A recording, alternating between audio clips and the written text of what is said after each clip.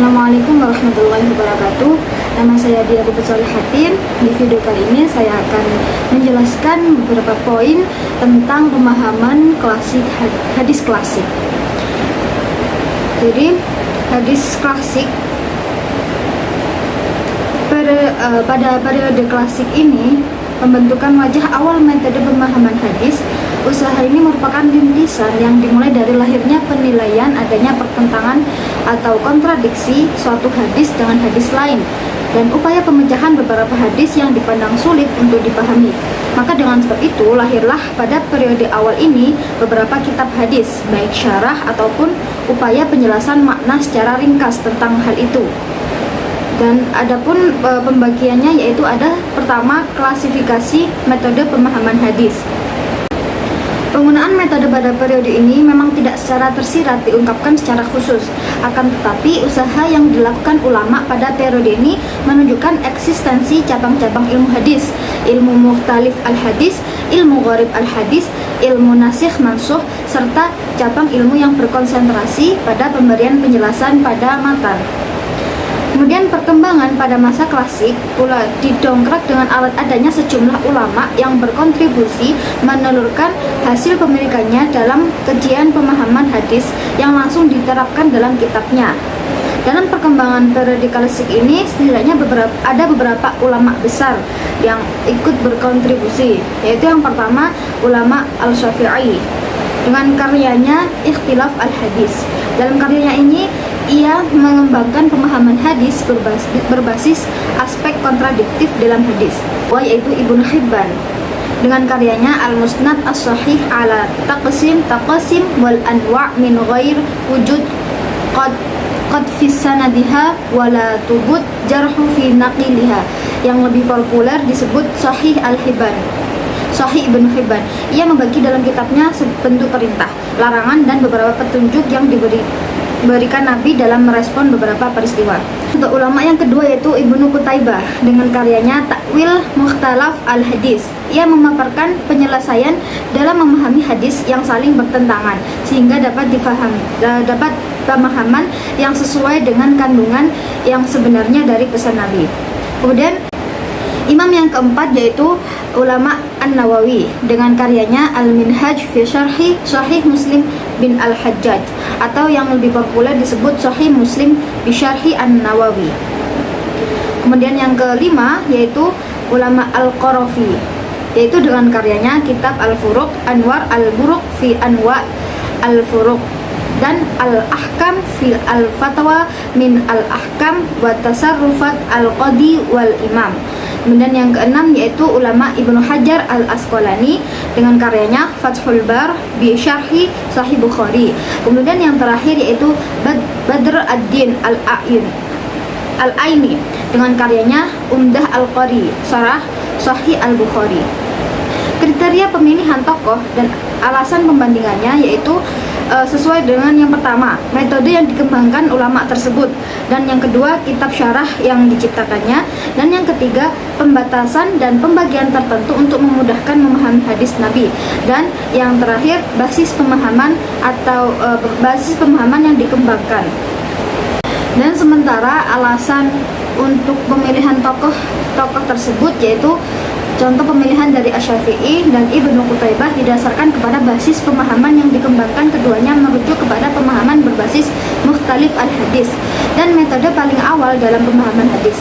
Dan Ibnu Hibban dipilih karena pembagian yang ia berikan kepada hadis Nabi kepada 5 pembagian. Sementara Al-Qarafi membaginya kepada sunnah, tasyri' dan non-tasyri'. Al-Nawawi, Al-Asqalani, dan Aini dipilih karena pembahasan yang cukup memadai dan komprehensif yang dilakukannya dalam masing-masing kitab syarahnya. Dan untuk perbandingan metode pemahaman periode klasik yang telah dipaparkan oleh beberapa tokoh yang telah disebutkan, yaitu untuk imam yang pertama yaitu ulama Asy-Syafi'i menggunakan metode yang dipaparkan berkaitan erat dengan metode penafsiran Al-Quran, dan metodenya masih sangat sederhana, menyajikan data atau al-jam'u, menggugurkan salah satu nas atau at-tarjih, dan penghapusan atau pembatalan suatu dalil atau an-nasakh. Metode ini berbasis mukhtalif al-hadis, dan untuk orientasinya terlihat dalam pembahasannya keseluruhan pertentangan terjadi pada ranah fikih atau hukum, maka dapat disimpulkan corak yang dominan adalah fikih. Contoh dalam penggunaan mekanisme jam'u pada kitabnya yang membahas tentang bilangan wudhu, yaitu Haddatsana Rabi' qala akhbarana Syafi'i qala akhbarana Abdul Aziz bin Muhammad an Zaid bin Aslam an Atha bin Yasar an Ibnu Abbas anna Rasulullah sallallahu alaihi wasallam wadda'a wajhahu wa yadayhi wa masaha bi ra'sihi marratan. Dari Ibnu Abbas bahwa Rasulullah sallallahu alaihi wasallam mewudukan wajahnya, kedua tangan, dan mengusap rambut kepalanya masing-masing satu kali. Kemudian ada hadis lain juga. Akhbarana Asy-Syafi'i qala akhbarana Sufyan bin Uyainah an Hisham bin Urwah an abihi an Humran maula Utsman bin Affan anna Nabiy sallallahu alaihi wasallam tawadda'a thalathan. Dari Humrah maula Utsman bin Affan bahwa Nabi sallallahu alaihi wasallam berwudu masing-masing 3 kali. Kemudian ada juga dari hadis lain, yaitu akhbarana Syafi'i qala akhbarana Malik an Amr bin Yahya al-Mazini an abihi annahu sami'a rajulan yas'alu Abdullah bin Zaid hal tastati'u an turiyani kaifa kana Rasulullah sallallahu alaihi wasallam yatawadda fada'a bima thumma dzakara annahu ghasala wajhahu thalathan wa yadayhi marrataini wa masaha ra'sahu wa ghasala rijlaihi. Dari Amr bin Yahya al-Mazini dari ayahnya bahwa ia mendengar dari seorang laki-laki bertanya kepada Abdullah bin Zaid, apakah Anda bisa memperlihatkan kepadaku cara Rasulullah Shallallahu Alaihi Wasallam berwudu?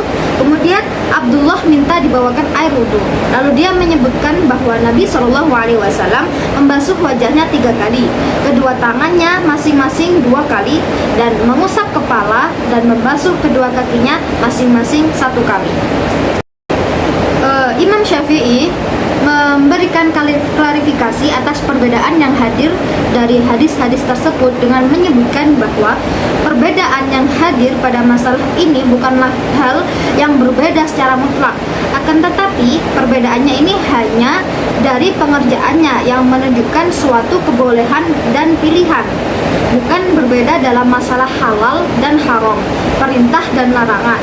Akan tetapi batas minimal sudah disebutkan di dalam hadis tersebut, yakni 1 kali, dan jika menginginkannya yang lebih sempurna maka dengan 3 kali. Kemudian untuk contoh pengunggulan suatu hadis dalam atas dalil lain atau tarjih dapat dilihat pada hadis tentang mengangkat tangan ketika sholat. Contoh yaitu haddatsana Rabi' qala akhbarana Syafi'i qala akhbarana Sufyan bin Uyainah an Az-Zuhri an Salim bin Abdullah bin Umar an abihi qala ra'aitu an-nabiy sallallahu alaihi wasallam idza iftataha shalah rafa'a yadayhi hatta yuhadi mankibaihi wa idza arada an yarka'a wa ba'da ma yarfa'u ra'sahu min ar-ruku' wa la yarfa'u baina sajdataini. Dari Salim bin Abdullah bin Umar dari ayahnya yang berkata, aku melihat Nabi Shallallahu Alaihi Wasallam mengawali sholatnya dengan mengangkat kedua tangannya sampai berhadapan dengan pundaknya, dan ketika beliau hendak ruku dan setelah mengangkat kepala dari ruku, dan beliau tidak mengangkat tangan di antara 2 sujud. Kemudian ada hadis lain juga, Zaid bin Abi Ziyad an Abdurrahman bin Abi Layla anil Bara bin Azib qala ra'aitu Nabiy sallallahu alaihi wasallam idza iftataha shalah yarfa'u yadayhi. Qala Sufyan thumma qadimtu al-Kufah falaqitu Yazid biha fasami'tuhu yuhaddithu bihada wa zada fihi thumma la ya'ud. Dari Abdurrahman bin Abi Layla dari Bara bin Azib yang berkata, aku melihat Nabi Shallallahu Alaihi Wasallam ketika mengawali salat beliau mengangkat kedua tangannya. Sufyan berkata, kemudian aku datang ke Kufah lalu bertemu Yazid di sana. Aku mendengarnya meriwayatkan hadis dengan redaksi tersebut. Dia menambahkan redaksi "tsumma la ya'udu", yaitu kemudian Nabi Shallallahu Alaihi Wasallam tidak mengulangi mengangkat tangannya lagi. Kemudian Imam Syafi'i Syafi'i memilih hadis Salim dari ayahnya karena hadis tersebut lebih kuat daripada riwayat Al-Bara' bin Azib. Asy-Syafi'i menampilkan beberapa argumen untuk menguatkan riwayat Salim. Yang pertama yaitu komentar Sufyan yang berisi redaksi la ya'udu merupakan tambahan atau sisipan dari Yazid dan itu bukanlah dari Al-Bara' sendiri. Dan sisipan itu kemudian dianggap oleh rawi-rawi setelahnya sebagai bagian dari hadis, padahal bukan. Dengan demikian terdapat masalah dalam hafalan perawinya. Dan yang kedua, riwayat Salim dari ayahnya memiliki penguat dari generasi sahabat sebanyak 11 orang. Hadis yang diriwayatkan 11 orang harus lebih diutamakan daripada satu orang karena otentisitasnya lebih terjaga. Dan untuk hal ini Imam Syafi'i menggunakan metode tarjih ar-riwayat dalam menyelesaikan kontradiksi. Kemudian untuk contoh yang menggunakan metode nasakh ialah sebagai berikut.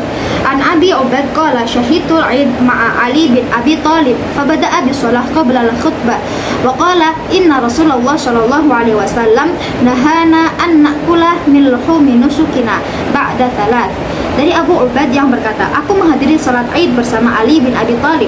Beliau sesungguhnya mengawali dengan salat dan khutbah. Dan beliau berkata, sesungguhnya Rasulullah Shallallahu Alaihi Wasallam melarang kami memakan daging kurban kami setelah 3 hari. Kemudian ada hadis lain juga. Hadatsana Rabi' qala akhbarana Syafi'i qala akhbarana Malik an Abi Zubair an Jabir bin Abdullah anna Rasulullah sallallahu alaihi wasallam naha an akli luhum ad-dhahaya ba'da thalath thumma qala ba'da dhalik kulu wa tazawwadu wattahiru. Dari Jabir dari Nabi Shallallahu Alaihi Wasallam bahwa beliau melarang memakan daging kurban setelah 3 hari. Kemudian beliau mengatakan, makanlah, sisakan, dan simpanlah. Nah, kedua hadis ini mempunyai pengertian yang bertentangan. Kemudian Imam Muslim menengahi pertentangan yang terjadi dengan menggunakan konsep nasakh. Keterangan ini memuat dalam hadis-hadis yang dicantumkan dalam babul bayan makana min an-nahi an akli luhum al-adhi ba'da salasin fil awal Islam wa bayan nahini wa ibahatihi ila mata sya'a. Bab tentang keterangan larangan memakan daging kurban setelah 3 hari pada masa awal Islam dan keterangan penghapusannya dan kebolehannya sampai kapanpun, bahwa larangan itu ditetapkan lebih dahulu dan hadis yang membolehkannya terjadi belakangan. Hal ini dibuktikan dengan perintah untuk mengambil bekal terjadi ketika Nabi Shallallahu Alaihi Wasallam berhaji, yaitu tahun 10 Hijriah. Baik, itulah beberapa paparan contoh yang dipaparkan oleh Imam Syafi'i. Kemudian imam yang kedua yaitu Ibnu Qutaibah. Metode yang digunakan oleh beliau yaitu secara tidak langsung seperti mengembangkan apa yang telah dilakukan oleh Imam Asy-Syafi'i, tetapi ia lebih memilih mendahulukan al-jam'u. Kemudian ia berikan at-ta'wil kepada hadis yang bertentangan, baik satu atau keduanya, dengan memperkuat takwilnya dengan Al-Quran, hadis lain, bait syair, logika, fakta sejarah, ilmu pengetahuan, ketimbang menggunakan tarjih dan an-nasakh yang dinilainya sebagai alternatif terakhir jika memang tidak memungkinkan untuk ditakwilkan. Selain itu, pembagian sunnah kepada 3 kategori juga menjadi aspek tambahannya, yaitu sunnah Jibril, sunnah ibahah, dan sunnah ta'dib.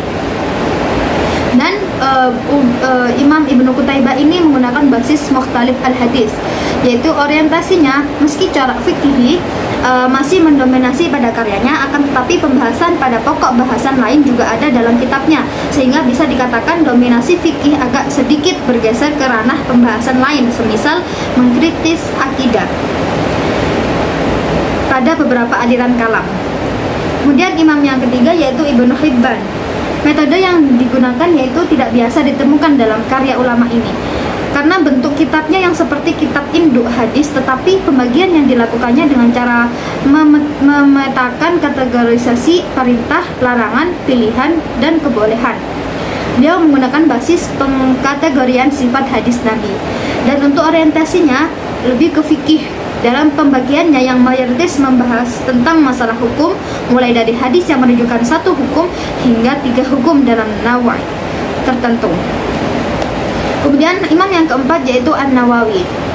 Imam ini menggunakan metode meliputi mengumpulkan matan hadis yang terkait dengan hadis yang sedang dijelaskan, kemudian mengelaborasi makna kalimat melalui perbandingan, dan bukan hanya membandingkan analisis redaksional saja, tetapi mencakup penilaian periwayat kandungan hadis serta berbagai hal yang dibicarakan dengan hadis, penjelasan tentang rijalul hadis jika memang diperlukan, serta menghadirkan perbandingan dari ulama fikih yang dihasilkan dari kandungan hukum yang terdapat dalam hadis.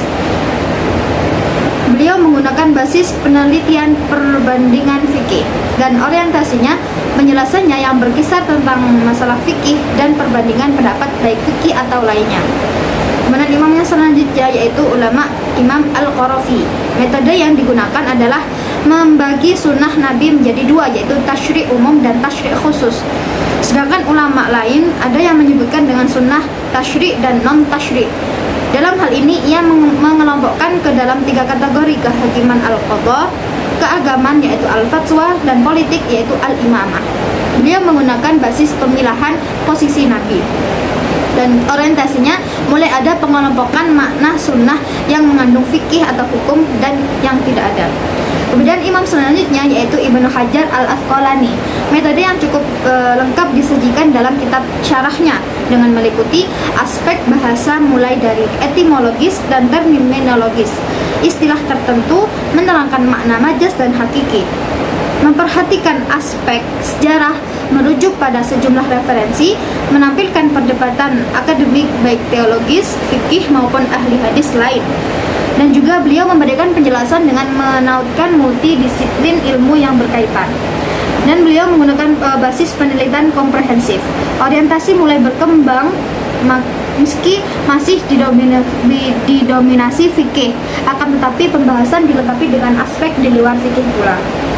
Kemudian Imam Badruddin Al-Aini, karya beliau menggunakan metode satu kurun yang sama dengan Al-Asqalani, akan tetapi ada perbedaan metode yang pemaparannya lebih berciri muqarrin dalam karya Al-Aini ini.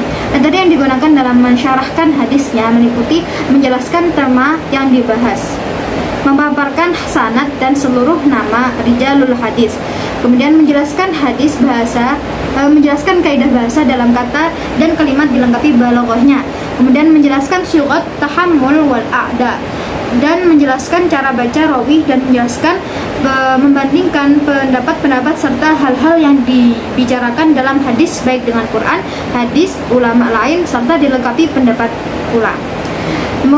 Dan beliau menggunakan basis penelitian komprehensif yaitu perbandingan, dan orientasinya mulai berkembang meski masih didominasi fikih, akan tetapi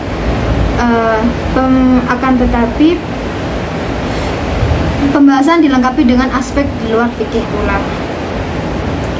Dan untuk karakteristik metode pemahaman hadis pada pemahaman masa klasik ini menunjukkan kepada kita bahwa sebuah pola dan keteraturan pemikiran fase awal yang muncul dari kegelisahan antara kontradiktif antar hadis Nabi, serta penentuan posisi Nabi dalam menentukan role model mana dan motif apa yang sedang dilakukan Nabi, sehingga berimplikasi terhadap pemahaman yang kita pahami.